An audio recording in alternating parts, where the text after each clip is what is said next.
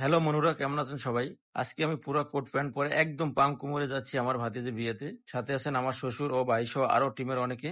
ভাবছিলাম শুধু আমিই নাকি দেরির ওস্তাদ, এখানে দেখি আমার থেকেও বেশি দেরির মাস্টারপিস এখানে হাজির। যাই হোক, গাড়িতে চেপে ভেন্যুর পথে বের হলাম। ভেন্যু বেশি দূরে না, তাই খুব দ্রুত পৌঁছে গেলাম। ভিতরে ঢুকি আমার চোখ ছানা ভরা। এই জায়গাটা তো একচেটে সুন্দর। স্টেজ, ডাইনিং, লাইট সব দেখে মনে হচ্ছিল আমি কোনো রাজকীয় সিনেমার সেটে ঢুকে গেছি। এরপর শুরু হলো ফ্যামিলি, আত্মীয় স্বজনের সাথে গ্রুপ ফটোশুট। ক্যামেরার সামনে দাঁড়ানো দেখে মনে হচ্ছিল আমরা কোনো ফ্যাশন শোতে নামছি। আর আমার ভাতিজি পুরো আহ্লাদি, সে তো নিজের মতো করে ফটোশুট চালাচ্ছে, মনে হচ্ছিল যেন কোনো বলিউডের নাই। দীর্ঘক্ষণ দাঁড়িয়ে থাকার পর অবশেষে বরযাত্রী এলো। আমরা সবাই মিলে ধুমধাম করে ওয়েলকাম করতে গেছি, কিন্তু কনে পক্ষে ঘোষণা দিল টাকা ছাড়া বরকে ঢুকতে দিবে না। আরে ভাই, একদম মুহূর্তেই শুরু হয়ে গেল। বর পক্ষ একদিকে তর্ক করছে, কনে পক্ষ অন্যদিকে চিৎকার করছে টাকা না দিয়ে ভিতরে যেতে পারবে না। এদিকে আমি দাঁড়িয়ে দাঁড়িয়ে হাসতে হাসতে ভাবছি আর একটু দেরি হলে এখানে ইউনো বসাতে হবে শান্তি ফেরানোর জন্য। শেষমেশ বেচারা বর তার নিজের পকেট কেটে টাকা দিয়ে ঢুকলো। তারপর শুরু হলো আসল মজা, বিয়ের সেই স্পেশাল মুহূর্ত।